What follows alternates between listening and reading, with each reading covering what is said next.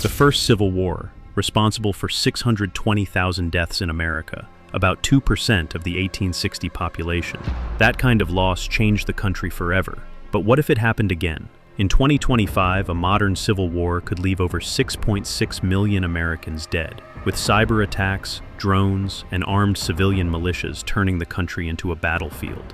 Today's America is already split along deep rural, urban, and political lines, with surveys showing many people see the other side as a threat. How would a fractured America even function after that kind of devastation? From battlefield tech to economic collapse, let's see how old strategies and new technology might collide. Picture the difference. In 1863, soldiers lined up in tight ranks, muskets at the ready, pushing forward under a hail of artillery. Now shift to 2025. Drones scan the landscape day and night, guided by artificial intelligence, picking out targets with pinpoint accuracy. The US military brings over 1.3 million active troops and a $900 billion budget to the fight, putting unmatched surveillance and firepower in the North's hands. Infantry doesn't march shoulder to shoulder anymore. They coordinate through satellites and battlefield sensors, striking from a distance and staying hidden.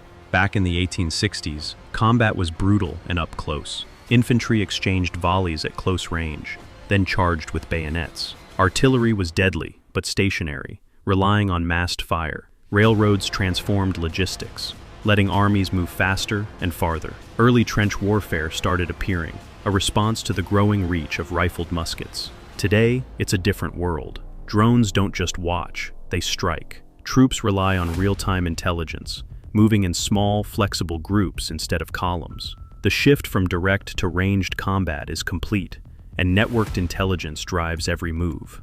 But the South wouldn't just stand and fight. Southern generals in the Civil War used the land, forests, swamps, mountains to their advantage, turning to guerrilla tactics when outgunned. In a modern conflict, that playbook comes back. The South's rural terrain, Appalachian forests, tangled bayous, endless backroads, creates a natural shield. Add in the fact that over 40% of people in the South own firearms, and you've got the foundation for massive civilian militias. These groups could spring up fast, using local knowledge to ambush convoys, sabotage supply lines, and melt away before drones or troops can pin them down. There's a catch, though. Drones change the game. They don't sleep, and they don't need daylight or clear skies. With thermal imaging and AI, drones can spot fighters hiding in the woods or waiting in ambush. What worked against muskets and cannons might fall apart when the enemy sees everything from above and responds with a missile in seconds. The fight wouldn't just be on the ground. Cyber warfare opens a whole new front. Instead of cutting telegraph wires, the North cyber teams could target regional power grids and water treatment plants, an echo of system disruption models studied in modern military strategy. Imagine the lights going out across entire counties, water pumps shutting down, and digital banking systems freezing. The South's patchwork of rural utilities might give some insulation, but decentralized militias still need to communicate. If the North can sever encrypted apps and cell networks, fighters in Mississippi could end up stranded, unable to coordinate with allies in Kentucky or Georgia. The result? Isolated groups easier to track and defeat. Historic battlefields would look nothing like they did before. Gettysburg's open fields, once packed with charging infantry, would see tanks moving through farmland while drones circle overhead. Infantry would stay under cover, using night vision and long-range rifles. Instead of mass charges, small teams would strike quickly, supported by unmanned systems. Cities like Atlanta, which endured sieges in the past, would become urban battlegrounds. Fighting would shift to block-by-block insurgencies, with both sides struggling to control streets, rooftops, and underground infrastructure. All this tech doesn't guarantee a quick win. The South's terrain, thick forests, swamps, winding backroads, still slows down vehicles and supply lines. Even the best-trained units can get bogged down or ambushed, and with millions of armed civilians ready to form militias, the North would face a messy, drawn-out fight to hold territory. So while technology shapes the fight, the ground still matters. And nowhere is that clearer than on the old battlefields, places where history, strategy, and symbolism collide. Some places matter more than others in a war, and in 2025, the old Civil War fields, Gettysburg, Richmond, Atlanta, would still be at the center of the fight. This time, though, the battles wouldn't be about lines of infantry or cavalry charges. Gettysburg's open fields once forced thousands into a deadly standoff, but now they'd be the hunting ground for drones and armored vehicles. The fight would be about controlling the sky and the data.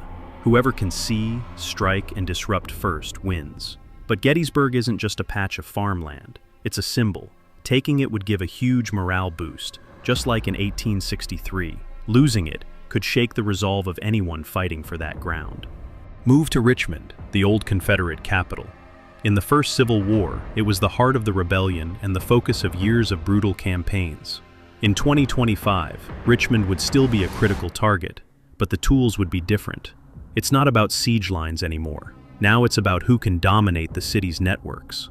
Urban combat would be driven by satellite surveillance, drone feeds, and real-time data. The North's experience with urban warfare overseas gives them an edge, but fighting in a live city means civilians are everywhere, and chaos spreads fast. The symbolism of Richmond would be just as strong as before. Whoever holds it can claim to control the legacy of the South. But what happens when foreign-backed cyber units join the fight over these hallowed grounds? We'll come back to that in a moment. Atlanta is another key point. Sherman's march made it famous, but today's Atlanta is a massive urban hub. Its highways and digital infrastructure keep the region running. In a modern conflict, the battle for Atlanta wouldn't be about railroad depots. It would be about who controls the communication networks and digital logistics.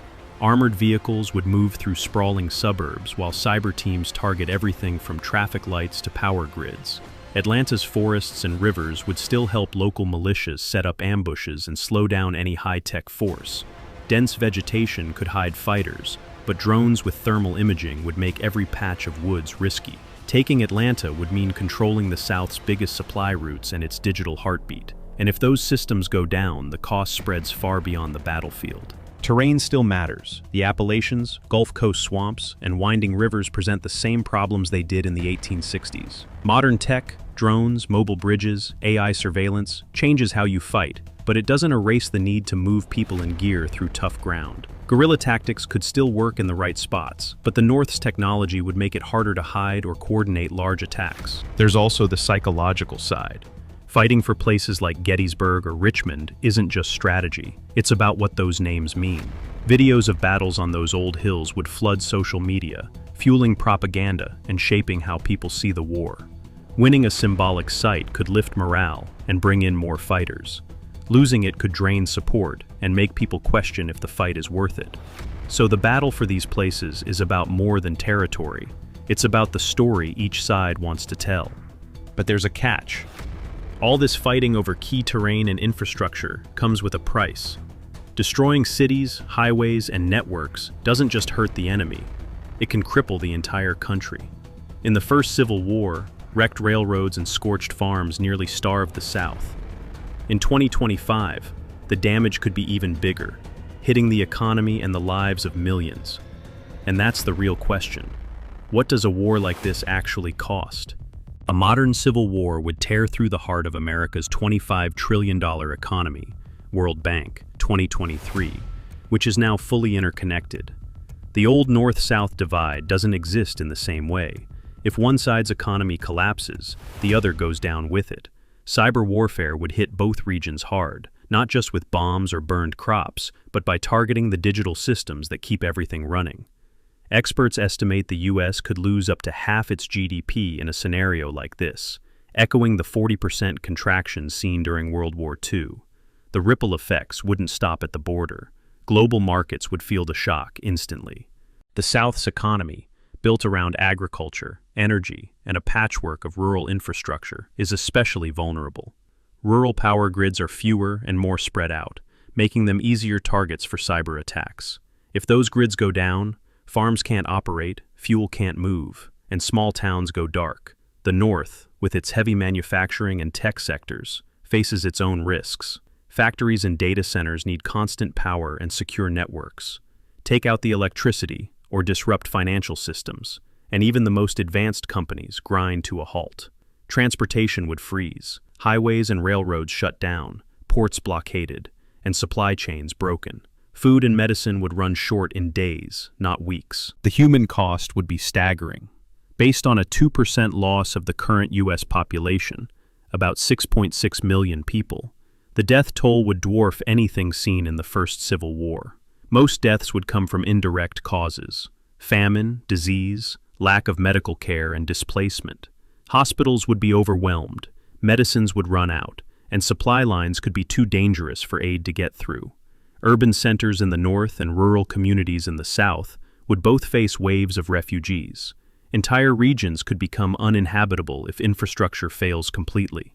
Famine would not just be a threat, it would be a reality.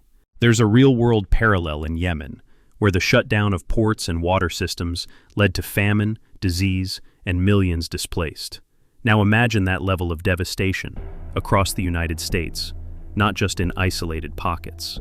The U.S. has been the backbone of global trade for decades. If that backbone breaks, countries around the world lose access to investments, products, and security guarantees. The economic collapse would spread far beyond American borders. Foreign intervention would only make things worse. Research shows 2/3 of civil wars since 1945 have drawn in outside powers. In this scenario, China could supply the South in exchange for economic leverage, while Russia might back the North to disrupt NATO. The EU or UN might try to mediate, but the stakes would be so high that outside support could just drag out the fighting. Studies show foreign intervention can triple the length of civil wars and push the death toll even higher. Even if the fighting stopped, the damage wouldn't end there. Rebuilding highways, factories, and cities would take decades. The South could lag behind industrially, and northern cities would need years just to restore basic services. Millions of people would be displaced, and deep divisions would remain. The question isn't just about winning or losing, it's about what's left when the war is over.